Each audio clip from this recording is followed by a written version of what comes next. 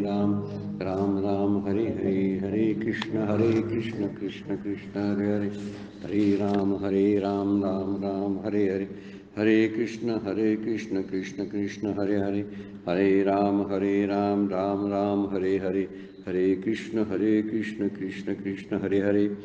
ब्रह्मानंदं परमसुखदं केवलं ज्ञानमूर्तिं द्वन्द्वातीतं गगनसदृशं तत्त्वमस्यादिलक्ष्यम् एकं नित्यं विमलं अचलं सर्वधी साक्षिभूतं भावातीतं त्रिगुणरहितं सद्गुरुं तं नमामि। ओम नमो ज्ञानेश्वरा करुणाकरा दयाळा, तुमचा अनुग्रह लाधलो पावन झालो चराचरी। मी कलाकुसरी कायचनेने बोलतो वचने अतिभाविका, एका जनार्दनी तुमचा दास त्याची आस पुरवावी। सर्व संतांना वंदन, सद्गुरूंना वंदन। आपणा सगळ्यांना वंदन करून आजच्या चिंतनाला आपण सुरुवात करतोय। कालच्या चिंतनामध्ये आपण 7 नंबरच्या ओवीपर्यंतचा विचार केला होता। ते वेळी संजयो राया ते म्हणे, अर्जुन अधिष्ठला दैवगुणे, जे अतिप्रीती श्री नारायणे बोलित असे। ज्ञानेश्वर माऊली बोलायला लागलेले आहेत की कुरुक्षेत्रावरती भगवान अर्जुनाशी भगवान श्रीकृष्ण बोलत आहेत, भगवान अर्जुनाशी बोलत आहेत। तेव्हा संजय म्हणाला की या काळामध्ये अर्जुना हा दैवी गुणांचा आश्रित आहे, सगळे दैवी गुण आणि भाग्य त्याच्या वाट्याला आलेलं आहे असं वर्णन केलेलं आहे। म्हणजे प्रत्येक भाग्य अर्जुनाच्या प्रत्यक्षात आश्रयाला आलेलं आहे। कारण गुरुनी प्रेम देणं काल आपण चिंतनात घेतलं होतं। गुरुनी प्रेम करणं शिष्यावरती ही फार उच्चतम अशी अवस्था असते। शिष्य प्रेम करत असतात गुरूंच्यावरती, ही एक स्थिती आहे। पण त्याच्या पलीकडे जाऊन श्रीगुरू जेव्हा शिष्याला प्रेम देत असतात त्यावेळी ती एक उच्चतम अवस्था त्याच्या आयुष्यातली असते। अर्जुनाच्या बाबतीत तशी घटना घडलेली आहे। अर्जुनाला या ठिकाणी भरपूर प्रेम भगवान श्रीकृष्णाने दिलेलं आहे। खरं बघायला गेलं तर अर्जुनानं शिष्यत्व पत्करलेलं आहे आणि त्या दृष्टीनं ते गुरुच आहेत। त्यामुळे पहिल्यांदा अर्जुनाला श्रीकृष्णांची महती माहिती नव्हती, पण हळूहळू ती कळायला लागलेली आहे। म्हणून पुढच्या याच्यामध्ये म्हटलेलं आहे की अर्जुन फार मोठा भाग्यवान आहे। आता भाग्यवान का याचं वर्णन पुढच्या 8 नंबरच्या 9 नंबरच्या ओवीमधून सांगितलेलं आहे, 10 नंबरच्या ओवीमधून सांगितलेलं आहे। 8, 9, 10 नंबरच्या ज्या ओव्या आहेत त्या अर्जुन भाग्यवंत का त्याची तुलना दुसऱ्यांशी कुणाकुणाशी कशी केली आहे बघा। 8 नंबरची ओवी बघा, जेन सांगेची पितया वसुदेवाशी, जेन सांगेची माते देवकीशी, जेन सांगेची बंधू बळीभद्राशी, ते गुह्य अर्जुनीशी बोलत। इतकं गुह्यतम असलेलं अध्यात्मज्ञान जे होतं ते त्यानं कुणालाही भगवंतांनी सांगितलं नाही, तर कुणाला म्हणजे कुणाकुणाला सांगितलं नाही त्याचं उत्तर दिलेलं आहे। हे गुह्य पित्या वसुदेवाला सांगितलं नाही, माता देवकीला सांगितलं नाही, बंधू जो आहे श्रेष्ठ बंधू बळीरामाला त्याला सुद्धा सांगितलं नाही, पण अर्जुनाला मात्र सांगितलं। म्हणजे भगवंतांना वास्तविक सांगता आलं असतं पण ते सांगितलेलं नाही। किंवा आणि म्हटले बघा, देवी लक्ष्मी एवढी जवळीक, जास्त जवळीक कोण तर पत्नी जवळीक, देवी लक्ष्मी एवढी जवळीक, तेही न देखे या प्रेमाचे सुख, आजी श्रीकृष्णाचे बीक यातेची आथी। देवी लक्ष्मी एवढी जवळ ना, पण तीही नाही कधी या संवाद प्रेमाचे सुख अनुभवले नाही। आज मात्र श्रीकृष्णा प्रेमाचा सुकाळ या अर्जुनाकरता झालेला आहे। बीक शब्द वापरला आहे तिथे, एक बीक म्हणजे वर्षाव किंवा सुकाळ होणं, प्रेमाचा वर्षाव झालेला आहे। यातेची म्हणजे अर्जुनाकरता, यातेची शब्द वापरला, यातेची आथी म्हणजे अर्जुनाकरता तो प्रेमाचा सुकाळ झालेला आहे। याला मुद्दा असा कारणीभूत आहे की भगवंतांनी हे गुह्य असलेली गोष्ट त्यांना का सांगितली नाही हा एक मुद्दा आहे, आणि अर्जुनाला का सांगितली हा एक मुद्दा आहे। म्हणून अर्जुनासारखं आपल्याकडं असणं फार गरजेचं आहे, ज्यावेळी आपल्यावरती श्रीगुरूंची कृपा होऊ शकते। जशी श्रीकृष्णांची कृपा झाली अर्जुनावरती तशी आपल्यावरती कृपा व्हावी। जसा अर्जुन वागला, जगला आणि त्यांच्या समवेत सहवासात तो राहिला, तसा सहवास आणि तसं वागणं आपल्यालाही शक्य आहे। ही सांगायसाठी माऊली सांगतात की जे माता देवकीला सांगितलं नाही, पिता वासुदेवाशी सांगितलं नाही, किंवा भाऊ बळीभद्राशी सांगितलं नाही, ते गुह्य इतकं गुह्य आहे अध्यात्मज्ञान। पहिल्यापासून आपण बघत आलो, हे काय वरवरचं ज्ञान नाही आहे, तर हे अध्यात्मज्ञान गूढ आहे। आणि अशी गूढ असणारी गोष्ट गुप्त असणारी गोष्ट अर्जुनालाच का सांगितली, असा मुद्दा त्यातून निघतो. त्यामुळे अर्जुन खरंच भाग्यवान आहे हा त्यातला अर्थ निघतो. म्हणून भगवंताच्या सहवासामध्ये खूप लोक होते, काय तेच होते अर्जुनच होता असं नाही, पांडवांची सुद्धा मंडळी सगळी होतीच ना, त्यांनाही सांगायला नाही त्यांनी. दुसरा मुद्दा, भीष्माचार्यासारखे, कृपाचार्यासारखे, द्रोणाचार्यासारखे श्रेष्ठ ऋषितुल्य आयुष्य जगणारी मंडळी सुद्धा होती, पण त्यांना सुद्धा सांगितलं नाही. याचं कारण आहे की अर्जुनावरती जी अर्जुनाची सख्य भक्ती म्हणलेली आहे, ज्याला हे भक्तीचे जे 9 प्रकार म्हणलेत आपण बघितलेत, त्यामध्ये सख्य भक्ती हा अर्जुनाचं सख्य भक्ती आहे. आणि त्या सख्य भक्तीमुळंच अर्जुनावरती भगवंत प्रसन्न झाले. आणि म्हणून भगवंताच्या सहवासात इतके लोक असून सुद्धा त्यांनी ही गुह्य गुप्त गोष्ट इतरांना सांगितली नाही, पण त्यांनी गीतेचं तत्त्वज्ञान फक्त अर्जुनाला सांगितलेलं आहे. एक गोष्ट त्यातून लक्षात येते, जिथं ते रुजतं तिथंच पेरावं हा मुद्दा त्यातला आहे. खूप लोक आपल्या सहवासात येत असतात, पण तसेच श्रीगुरूसुद्धा तसेच करतात, ज्या ठिकाणी ते रुजतं सुपीक जमीन आहे त्या ठिकाणीच बी पेरावं असा अर्थ त्यातला मुख्य आहे. म्हणून इथं म्हणलेलं आहे कुठं उगवतं तिथं पेरणं फार गरजेचं आहे. आई वडील, पत्नी, भाऊ यांना सांगितलं नाही, वास्तविक फार जवळचे आहेत, यांना वास्तविक हे गुह्य सांगायला पाहिजे होतं, पण त्यांचा दृष्टिकोन कसा होता, त्यांची मनाची अंतकरणाची वृत्ती कशी होती, चित्तशुद्धी केवढी होती हे पाहणं फार गरजेचं आहे. म्हणून भगवंतांनी ती चित्तशुद्धी अर्जुनामध्ये पाहिली. दुसरी गोष्ट, अर्जुन हा एक प्रतिनिधी आहे सगळ्या प्रापंचिक आणि गृहस्थाश्रमी लोकांचा, क्षत्रिय लोकांचा. तो क्षत्रिय होता तसा तो गृहस्थाश्रमी होता. जर अर्जुनाला जर मार्गदर्शन केलं तर सगळ्या गृहस्थाश्रमी लोकांना ते लागू पडेल. जर भीष्माचार्यांना कृपाचार्यांना सांगितलं तर ते ज्ञानानं सांगितल्यासारखं होईल आणि त्याचा काय फारसा उपयोग होणार नाही. मग त्याचं प्रतिनिधित्व कोण करतंय? अर्जुनाचं. किंवा अर्जुन कुणाचं प्रतिनिधित्व करतो? आमचं. आम्हालाच सांगायचं आहे ते, पण अर्जुन त्यासाठी योग्य आहे, भीष्माचार्य योग्य नव्हते, दुसऱ्यांना सांगून त्याचा काय उपयोग झाला नसता, म्हणून अर्जुनाला सांगितलं आहे. कारण अर्जुन हा कर्मयोगी आहे आणि पहिल्यापासून त्यानं भगवंतावर खूप प्रेम केलेलं आहे.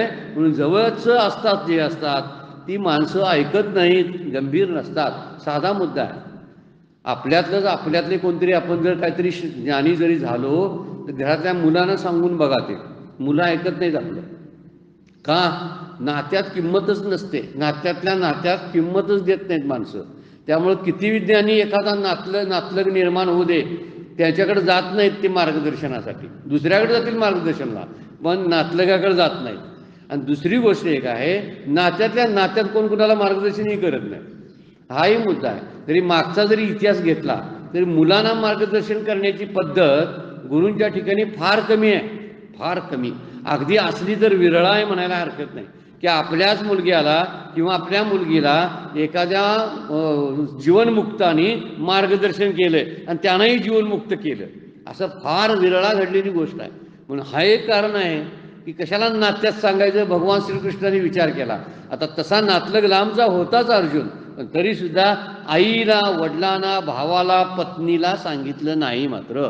आणि ते गुह्य जे आहे ते अर्जुनाला सांगितलं. नात्यामध्ये सांगून तर काय किंमत असते, काय उपयोग पण होत नाही. कितीही सांगून बघा, म्हणजे नवरा कीर्तनकार आहे, प्रवचनकार आहे, किंवा बायको कीर्तनकार प्रवचनकार आहे, पण घरात ते सांगायला गेल्यावर हे तुमचं बंद करा म्हणतात, बाहेर जाऊन सांगा जा. म्हणजे त्यांना त्याची किंमतच नसते. हा मुद्दा त्यातला मुख्य आहे. जर श्रीकृष्ण जर देवकीला सांगायला गेले असते तर बाळ तसं काय सांगू नकोस, तू जेवलास काय, खालास काय, असंच म्हटली असते आई. आईनं आईचं काम केलं असतं, वडिलांनी वडिलांचं काम केलं असतं, त्यांना असलं गुह्यज्ञान काय सांगून उपयोग आहे. म्हणून अर्जुन भाग्यवंत ठरलेला आहे, तो ऐकण्याचा तो अधिकारीच होता. इतर ऐकायचा अधिकारी नसतात. म्हणून अधिकार नसताना सांगू नये. ना तपस्क आहे ना भक्त आहे. शेवटी शेवटचा श्लोक टाकलाय भगवद्गीतेमध्ये, जे तप करत नाही, जो भक्ती नाही, जो माझी निंदा करतो त्याला हे गुह्य ज्ञान सांगू नको. आता हे कदाचित यांचं तप नाही, देवकीचं तप नाही, किंवा वसुदेवाचं तप नाही म्हणूया आपण, त्यामुळे त्याला सांगितलं नसेल. बळीभद्रांचं तप नाही, लक्ष्मीचं नसेल म्हणून सांगितलं नसेल. पण त्या दृष्टीने विचार जर केला तर अर्जुन हा योग्य होता, सगळ्या दृष्टीने योग्य होता, एका दृष्टीने नाही, आणि अधिकारी होता. पहिल्या अध्यायामध्ये सुद्धा फार सुंदर होऊया की अहो अर्जुनाची या पाती जे परिसने या योग्य होती ती कृपा करून संती अवधान द्यावे. जे अर्जुनाच्या पात्रतेचे असतील त्यांनीच ज्ञानेश्वरी वाचावी म्हणतात ते. त्यांना ज्ञानेश्वरी कळेल, वाचावी नव्हे, त्यांना खऱ्या अर्थानं ज्ञानेश्वरी कळेल की जे अर्जुनाच्या पंक्तीला बसायला योग्य आहे. पंक्तीला बसायला म्हणजे काय, अर्जुना इतका अधिकार त्यांनी प्राप्त केलेला आहे, त्यांनाच ज्ञानेश्वरी कळेल असं पहिल्या अध्यायामध्ये सांगितलेलं आहे. म्हणजे अधिकारी कोण, तर अर्जुनासारखा पाहिजे असं त्यांना म्हणायचं आहे. आणि म्हणून गुह्य जे असतं सहसा कुणालाही सांगू नये. इतकं उथळ ज्ञान नाही अध्यात्मज्ञान आहे. उठायचं आणि कोणतरी माणसं चार भेटले की त्यांना सांगायला सुरुवात करण्याची पद्धत काही ठिकाणी आपल्याला बघायला मिळते. 4 पुस्तकं ग्रंथ वाचलेले असतात, मग आपण वाचलो हे तरी कुणाला तरी कळायला पाहिजे, ते कळावं म्हणून ते इतरांना सांगत असतात.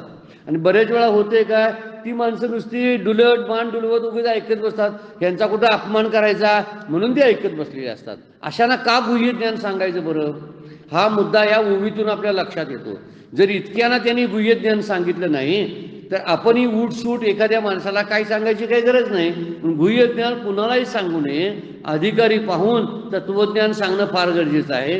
कारण संतांची सुद्धा जर विचार केला तर संतांचे वंशज नव्हती ते संत, तुकाराम महाराजांचा अभंग आहे.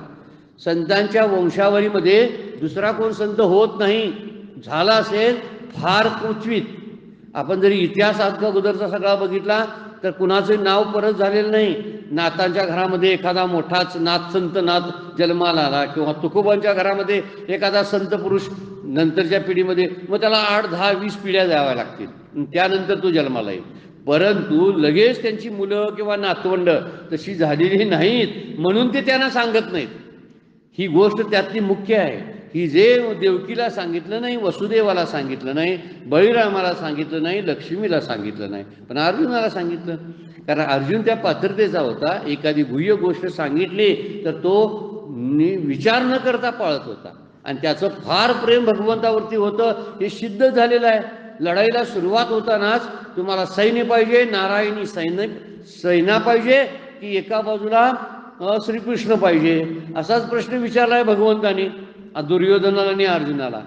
अर्जुनाला वाटत होतं, पहिल्यांदा अर्जुनाला विचारायला सांगितलंय, दुर्योधनाला वाटत होतं अर्जुन मागतोय काय सगळी सेना, किती औक्षहिणी सेना होती भगवंताची श्रीकृष्णाची, ती सगळी सेना दुर्योधनाला वाटलं माझ्याकडे असायला पाहिजे आणि चुकून येणं जर मागून घेतली तर. पण अर्जुनानं सेना मागितली नाही. ते म्हणले भगवंत तुम्ही एकटे माझ्याकडे पुरेसे आहात. हा विश्वास जो आहे हा विश्वास शिष्याला शोभणार आहे.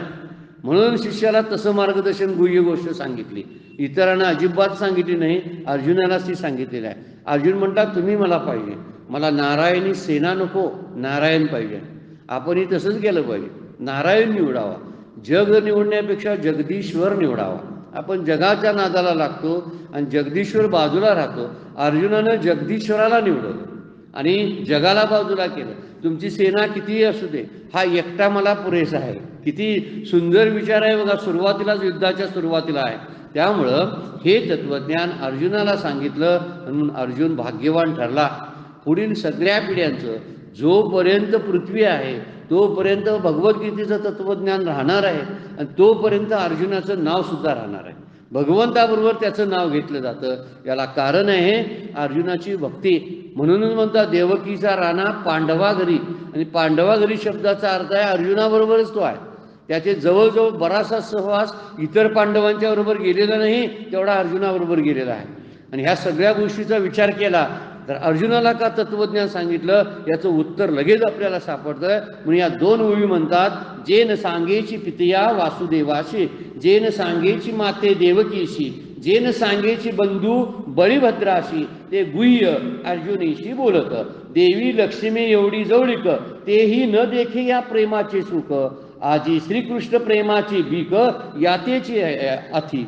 सगळा प्रेमाचा जो वर्षाव झाला तो अर्जुनावरती झाला. पुढे आणि बघा 10व्या अध्यायामध्ये सनकादिकाची या आशा वाढिनल्या कीर बहुसा, पर त्याही येणे माने यशा येतेची ना. सनकादिक जे होते त्या सनकादिकांना सुद्धा खूप वाटत होतं की आम्हाला डायरेक्ट भगवंतांनी तत्वज्ञान सांगावं असं त्यांना वाटत होतं. म्हणजे जे 4 सनकादिक मानले जातात, सनत कुमार, सनक, सनंदन आणि सनातन, हे ब्रह्मदेवाचे पुत्र आहेत. भागवतामध्ये याचा भरपूर उल्लेख केलेला आहे आणि त्यांना सुद्धा भागवत सांगितलेलं आहे ह्यांना सुद्धा भागवत सांगितलेलं आहे. पुढं त्यांचा सुद्धा उल्लेख आहे सनत कुमारांचा भागवतामध्ये. तर या सनत कुमारांना सुद्धा फार खूप इच्छा होती की आम्हाला हे अध्यात्मज्ञान तत्वज्ञान जे आहे ते सांगावं, पण तरीसुद्धा हे ब्रह्मदेवाचे मानसपुत्र त्यांची इच्छा देवानं आपल्याला वाटत होतं की सांगावं, पण तीही पूर्ण झाली नाही. त्यांना त्यांच्या इच्छेला यश आलं नाही. शब्द वापरलाय बघा, परी तेने त्याही येणे माने यशा येते चिना. यशा म्हणजे त्यांना यश मिळालं नाही.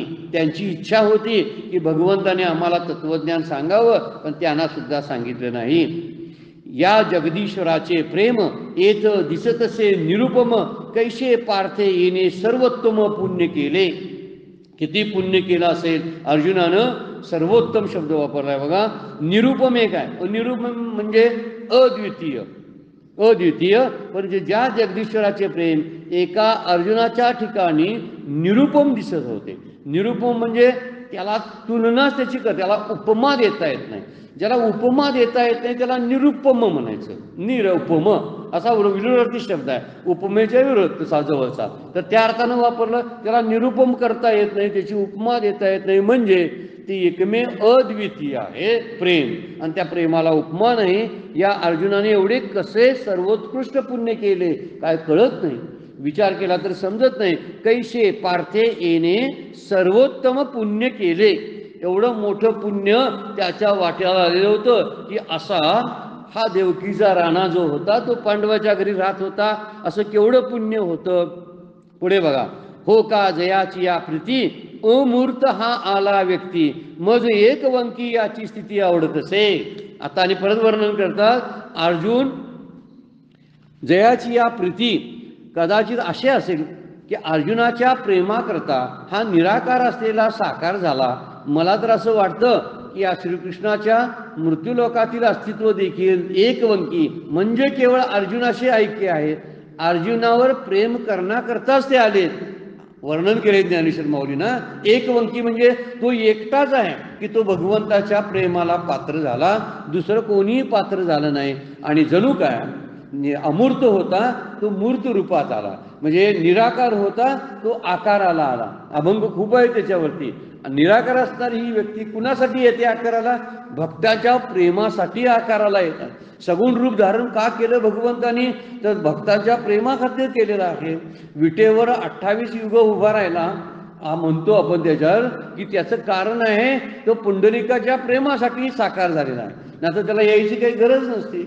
असे अनेक वेळाचे अवतार घेतले, ते भक्तांसाठी घेतलेले आहेत. म्हणजे कुणाचे गर्भवास सुकवण्यासाठी, अंबरीसाचे गर्भवास सुकवण्यासाठी त्यांना 10 अवतार घ्यावे लागले म्हणतात. आता प्रत्येक वेळी जे अवतार घेतलेत ते भक्तांना वाचवण्यासाठी. पुढे आता आपण बोलणारच आहे ते परित्राणाय साधूना, आणि साधूंचं सत्पुरुषांचं रक्षण करावं आणि जे दुर्जन आहेत त्यांचे नाश करावा, यासाठी ते आलेत. पण इथं म्हणतात, इथं दुर्जनाचा नाश नाही, सज्जनाचं रक्षण नाही, तरी सुद्धा अर्जुनाच्या प्रेमाखातर तो साकार झाला. वास्तविक साकार व्हायची गरज नाही. आणि हा साकारपणा आपल्याला विश्वरूप दर्शनामध्ये कळेल की विश्वरूप दर्शन घेतलं आणि ते रूपडं जे आहे त्यांनी कुणालाही दाखवलं नव्हतं. ते विश्वरूप दर्शन अर्जुनाला फक्त दाखवलेलं आहे. थोडंसं कधी कधी एकदा माती खाताना 14 भुवनं यशोदा मातेला दाखवली होती तोंडामध्ये.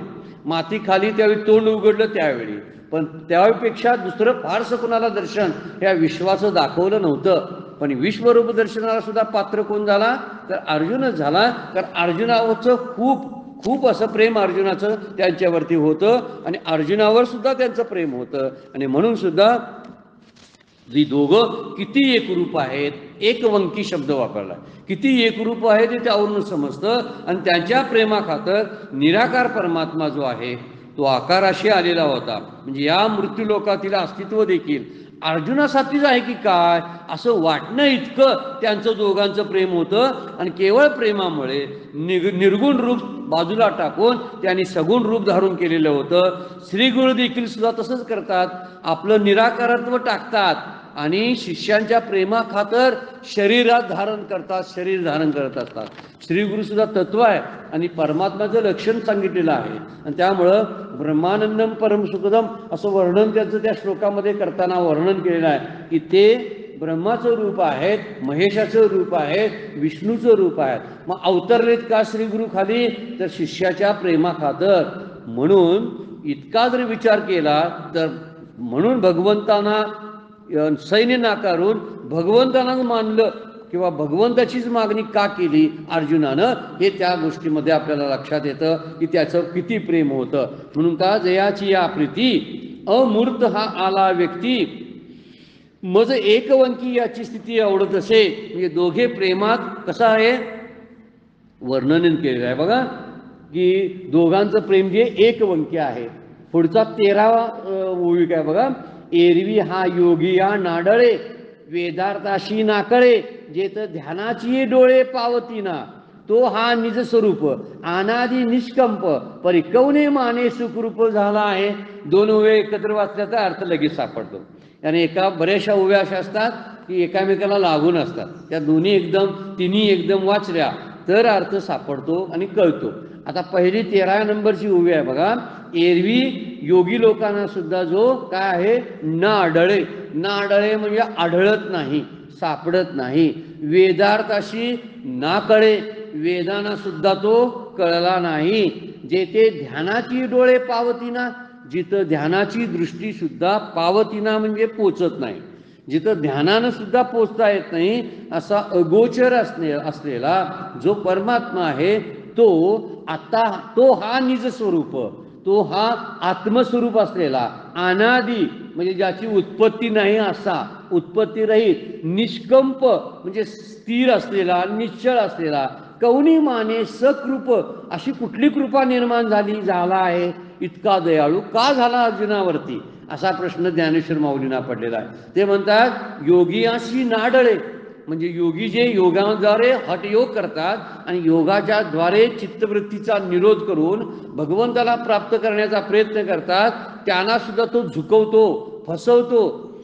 माऊलींची 9व्या अध्यायामध्ये उभे आहे की योगी याची मानसे उमरडून जाय. तो एक वेळ मी भानुबिंबही दिसे परी योगी याची मानसे उमरडून जाय. मी योगी यांचं मन आहे, त्या मनाच्या पलीकडे त्यांना फसवून जातो. आणि पुढे उभीत म्हणतात परी तयापाशी पांडवा मी हरपला गिवसावा जेथे नामघोष भरवा करती माझा. तुला जर शोधायचं असेल पांडवा म्हणजे अर्जुनाला म्हणतात तर ह्या योग्यांना सुद्धा मी सापडलो नाही, परंतु जिथं माझ्या नामाचा घोष केला जातो तिथं मी असतो असं वर्णन केलेलं आहे. यावरून एक गोष्ट लक्षात येते की अर्जुनाच्या भक्तीसाठी तो इतका वेडा झालेला होता, बाकी दुसरं काही कारण नाही. म्हणून योग्यांना सुद्धा सापडत नाही. योगी ध्यान लावतात, हठयोग करतात, समाधीमध्ये जातात, पण तरीसुद्धा त्यांना त्याचा पत्ता व्यवस्थित सांगता येत नाही, म्हणजे आत्मज्ञानाची प्राप्ती होत नाही. वेदांना सुद्धा ते कळलं नाही.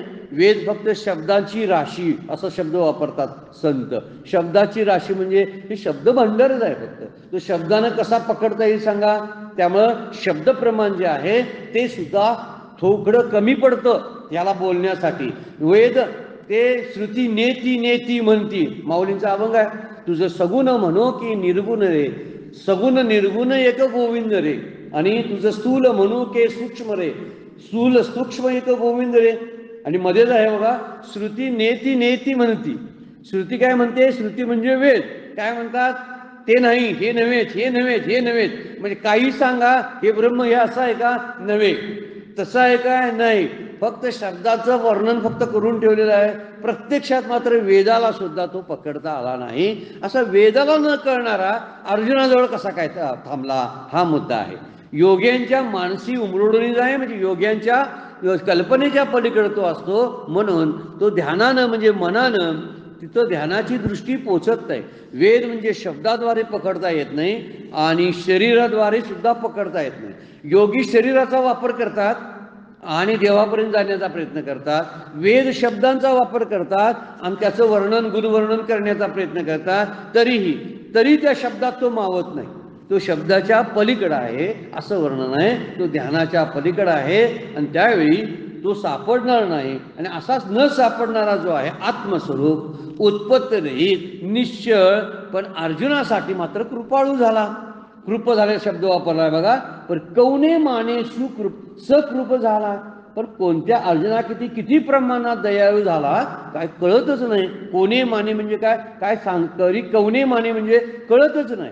असा सकृप म्हणजे दयाळू का झाला अर्जुनासाठी कळत नाही. पुढची त्या सुरुवातीची उभी आहेत ज्याचं प्रस्तावना आहे या अध्यायाची 15 नंबरची उभी. हा त्रैलोक्य पटाची घडी आकाराची पैलथडी कैसा याची या आवडी आवरला असे. हे त्रैलोक्यरूपी वस्त्राची घडी आहे. भगवान श्रीकृष्णाचं वर्णन केले बघा. स्थूल सूक्ष्म आकाराचे पैलतीर आहे. परंतु अर्जुनाच्या प्रेमात कसा मावला किंवा अर्जुनाच्या प्रेमाने त्याला व्यापकालाही कसे व्यापलं काय कळत नाही. अर्जुनाच्या प्रेमाला कसा पात्र झाला कळत नाही की त्याचं वर्णन करताना म्हणतात की स्वर्ग मृत्यू पाताळ ह्या तिन्ही लोकांची एक घडी आहे आणि ते घडी म्हणजे श्रीकृष्ण आहे. सगळं त्रिलोक उघडं करून दाखवता येत नाही, पण जर श्रीकृष्णाकडे बघितलं की त्रिलोकाचाच अंदाज यायला लागतो. कारण ती घडी केलेले 3 लोक आहेत. एकत्र घडी केलेले 3 लोक म्हणजे श्रीकृष्ण आहे. ते स्थूल सूक्ष्म जे आकार आहे त्या आकाराच्या पलीकडे असणारी ही गोष्ट आहे की जी सहजासहजी स्थूलाला कळणारच नाही, म्हणजे शरीरानं ते कळणारच नाही. पण मन बुद्धी चित्त जरी तिथे लावले तरी त्यांना सुद्धा तो पकडता येत नाही. अशी स्थिती आहे. म्हणून तो स्थूल आणि सूक्ष्मच्या आकाराच्या पलीकडे आहे. परंतु अर्जुनानं मात्र त्याला पकडून ठेवलेला आहे. पकडून ठेवायला एकच गोष्ट कारणीभूत असते, ते म्हणजे भगवंताबद्दलचं प्रेम. भगवंत कशानेही बांधला जात नाही. यशोदा मातेला उदाहरण दिलेलं आहे. यशोदा मातेने दोऱ्या बांधल्यात ना, सगळ्या गवळणींच्याकडल्या दोऱ्या गोळा केल्या आणि हा काय करतो खट्याळपणा करतो म्हणून त्या खांबाला त्याला बांधून ठेवला होता. पण तिथं 1-2 बोटी दोरी कमी पडायला लागली म्हणून वर्णन केले भागवतामध्ये. आता हे 2 बोटी दोरी कमी पडतंय याचं कारण शेवटी यशोदा मातेने विचारलं, तुला एवढं बांधायचा मी प्रयत्न करतो पण ह्याच्यात थोडी दोरी कमीच पडते.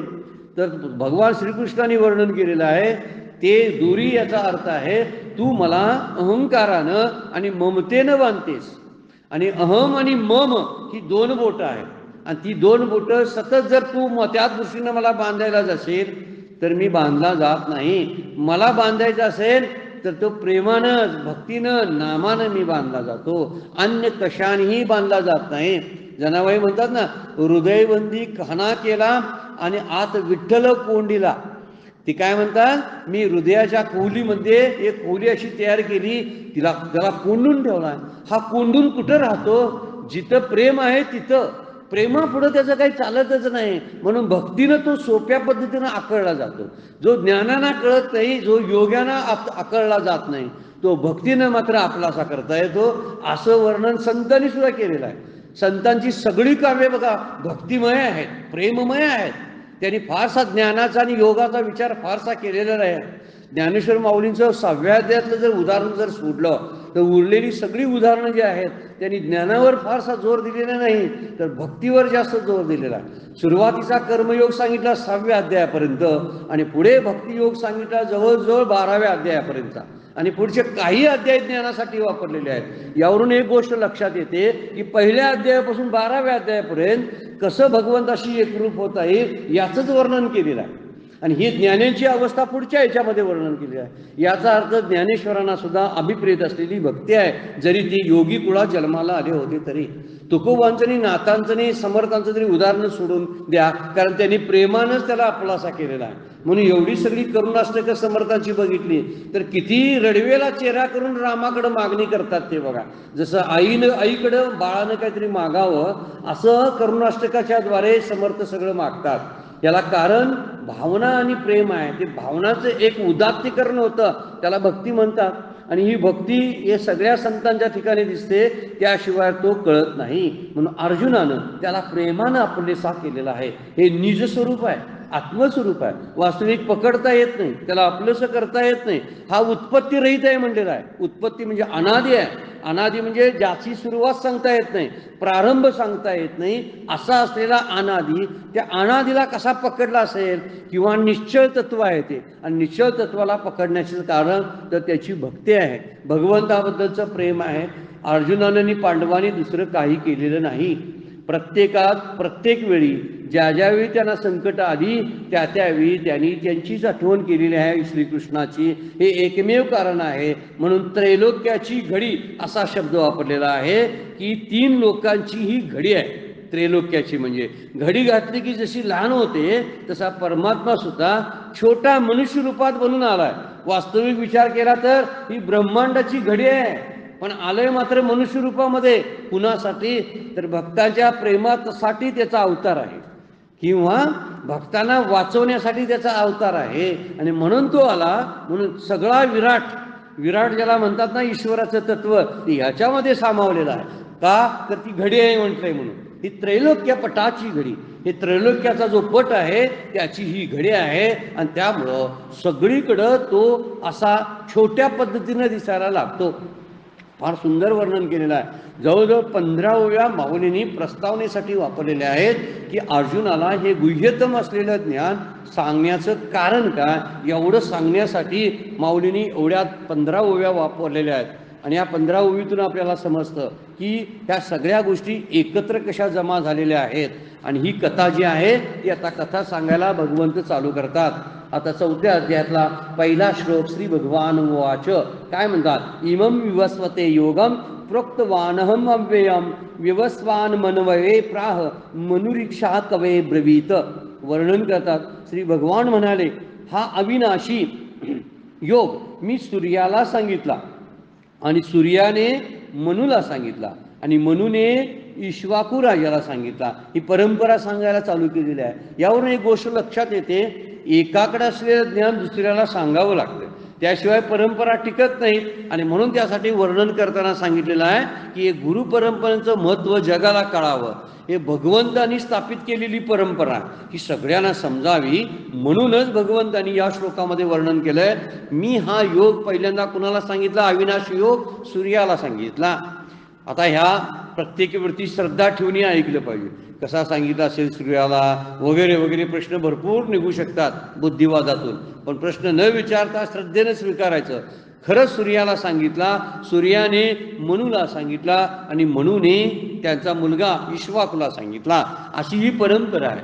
या एवढ्या गोष्टीतून आपल्याला लक्षात येतं की गुरु परंपरेचं महत्त्व सांगण्यासाठीच हा श्लोक वापरलेला आहे. त्यावरती ओव्या करताना माऊलींनी तशाच ओव्या केलेल्या आहेत बघा. मग देव म्हणे पंडुसुता हाची योग आम्ही विवस्वता कथिला परितो वार्ता बहुवा दिवसाची. मी हा योग अर्जुनाला म्हणतात कर्मयोग आणि हा सांख्य योग प्रथम सूर्याला सांगितला, परंतु ही गोष्ट फार दिवसाची आहे, म्हणजे हजारो लाखो वर्षापूर्वीची आहे. आत्ता सांगितला नाही, फार पूर्वी मी सांगितलेला आहे हा योग. कोणता योग? तर 3ऱ्या अध्यायामध्ये वापरलेला कर्मयोग आणि 2ऱ्या अध्यायामध्ये सांगितलेला सांख्य योग. हा योग मी पहिल्यांदा सूर्याला सांगितला असं ते म्हणतात. म्हणजे सांख्य तत्वज्ञान सूर्याला सांगितलं आणि कर्मयोगाचं अनुष्ठान कसं करायचं आहे याचंही वर्णन मी सूर्याला सांगितलेलं आहे असं म्हणतात. पुढे बघा. मग तेने विवस्वते. आता सूर्यानं कुणाला सांगितलं? विवस्वान शब्द सूर्यासाठी वापरला आहे बरं का. विवस्वान सूर्याने ही योगनिष्ठा विवस्वते रवी हे योग स्थिती आगवी निरुपिली बरवी मनुप्रती. आणि ही योगाची स्थिती मनूला चांगल्या प्रकारे सांगितली. आगवी शब्द वापरलेला आहे बघा. ही योग स्थिती आगवी, ही योगाची स्थिती जी आहे ही संपूर्ण योग मनूला सांगितला. मनूने आपण अनुष्ठिली, मग इक्ष्वाकूला उपदेशिली, ऐशी परंपरा विस्तारली आद्येगा. म्हणून स्वतः त्या योगाचे अनुष्ठान केले आणि नंतर इक्ष्वाकूला त्याचा उपदेश केला. अशी जुनी चालत आलेली परंपरा आहे. आता इथं गुरु परंपरेचा उल्लेख करण्यासाठी माऊलींनी ह्या ओव्या पण टाकलेल्या आहेत आणि भगवान श्रीकृष्णांचा हा श्लोक आहे. ही परंपरा जी आहे ही मनुष्य निर्मित नाही हे सिद्ध होते. आता हे फक्त कसं आहे? ईश्वर निर्मित आहे. म्हणून कुठलाही वेद आणि हे सांख्य तत्वज्ञान जे आहे किंवा उपनिषदातलं तत्वज्ञान जे आहे हे मनुष्याच्या बुद्धीतून आलेलं नाही. नाहीतर त्यामध्ये विकार असते. नाही त्यामध्ये विकार, त्याचं कारण त्याला अपौरुषेय म्हणतात. अपौरुषेय म्हणजे कुठल्याही माणसाचा स्पर्श त्याला झालेला नाही, कुठल्याही पुरुषानं ते लिहिलेलं नाही, म्हणजे स्त्री पुरुषाने लिहिलेलं नाही, तर ते साक्षात भगवंतांनी केलेलं कथन आहे. नंतर त्याच्यावर बऱ्याच जणांनी चर्चा असतील. ज्ञानेश्वरांनी ज्ञानेश्वरी लिहिली, ही त्याच तत्वज्ञानावरती लिहिली. उपनिषदावर बऱ्याच जणांनी भाष्य लिहिलेले आहेत, ही त्याच मूळ तत्वज्ञानाचा विचार करून. पण मूळ तत्वज्ञान जे आहे ते अपौरुषेय आहे. म्हणून हा योग क्षत्रिय राजांना सांगितला, ही गोष्ट आणि लक्षात ठेवण्यासारखी आहे. विवस्वान शब्द जो वापरलेला आहे, हा विवस्वान म्हणजे सूर्याला पहिल्यांदा हा योग सांगितला. हे राजे आहेत ना पूर्वीच्या काळातले, राजर्षी आहेत, राजर्षी, आणि शब्द त्यासाठी वापरलेला आहे. त्यामुळं हे सगळं तत्वज्ञान अगोदर सांगितलेलं आहे. विवस्वान म्हणजे सूर्याला सांगितला, आणि कश्यप ऋषी आणि अदिती यांचा 12 पुत्र होते म्हणे, आणि त्या 12 पुत्र त्याचंच अदिती शब्दावरून आदित्य शब्द निघालाय सूर्यासाठी. हा आदित्य आहे, सर्वात मोठा पुत्र आहे विवस्वान. विवस्वान म्हणजे सूर्य म्हणजेच आदित्य कशावरून नाव पडलं? अदिती, त्याच्या आईचं नाव आहे म्हणून. कश्यप ऋषीची बायको आदिती. भागवतामध्ये खूप वर्णन आहे. जरा हे कुठलंही तत्वज्ञान जर वाचायचं झालं असेल ना, तर भागवत पुराण एकदा वाचावं लागतंय, मात्र निश्चित वाचावं लागतं. महाभारत, रामायण आणि भागवत पुराण ह्या 2-3 गोष्टीचा अभ्यास झाल्याखेरीज एखादा वक्ता किंवा काय कीर्तनकार सांगू शकत नाही काय माहिती. कारण त्याच्या प्रत्येकाचं कनेक्शन त्या तिन्ही ग्रंथांशी आहे. भागवत पुराण, मग इतर पुराण राहू दे, 18 मधलं श्रेष्ठ असलेलं पुराण भागवत पुराण, आणि ही 2 महाकाव्य जी आहेत भारतामध्ये निर्माण झालेली, महाभारत आणि रामायण, या तिन्ही ग्रंथांचा थोडा का असताना टच असल्याखेरीज आपल्याला ह्याशी लिंक सांगता येत नाही. कश्यप ऋषी, अदिती यापासून 12 पुत्र निर्माण झाले. त्यातला थोरला असलेला विवस्वान, त्या विवस्वान म्हणजे सूर्य, त्या सूर्याला ही पहिल्यांदा परंपरा देवानी सांगितली, भगवंतानी सांगितली असं म्हणलेलं आहे. आणि विवस्वानचा मुलगा मनु, त्याचा मुलगाच आहे तो, त्याला वैवस्वत म्हणतात. बघा इथं वर्णन केलंय, बघा काय म्हणतात ते. मनूने आपण अनुसली, मग इश्वाकुला उपदेशिली. त्याच्या अगोदर बघा निरूपली विवस्वते रवी शब्द वापरलेला. बघा विवस्वत म्हणजे मनू म्हणतात. मनूने इश्वाकुला, हा इश्वाकू जो वंश आहे प्रभू रामचंद्रांचा वंश. मनू इश्वाकूपासून सुरू झालेला आहे.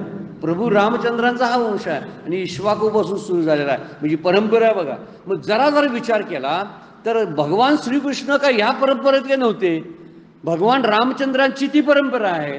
याचा अर्थ भगवान रामचंद्र, प्रभू रामचंद्र आणि भगवान श्रीकृष्ण एकच आहेत. साधा सरळ त्यातनं तर्क आपल्याला लढवता येतो की त्या परंपरेत जाऊन कधी सांगितलं सूर्यवंशामध्ये, इक्ष्वाकूच्या वंशामध्ये, तर त्याचा अर्थ असा होतो की त्यांची सगळ्यांची परंपरा एकच आहे आणि हळूहळू ही परंपरा चालू ठेवलेली आहे. दुसरा एक मुद्दा ह्यातनं लक्षात ठेवण्यासारखा आहे. बघा काय म्हणतात, बघा ही परंपरा जी आहे ती क्षत्रिय राजांना सांगितलेली विशेष गोष्ट आहे. वास्तविक ज्ञानी विद्वान जे पंडित त्या काळातले होते ते ब्राह्मण कुळातले होते, पण बरेच वेळा ब्राह्मण कुळातील लोकांनी मात्र क्षत्रियातल्या लोकांना सांगितलं. त्याचं कारण असं आहे बघा की समाजाचं रक्षण करण्याचं काम हे क्षत्रिय लोक करत होते. क्षत्रिय लोकांचं डोकं जर स्थिर नसेल ना तर समाज सगळा उद्ध्वस्त होईल.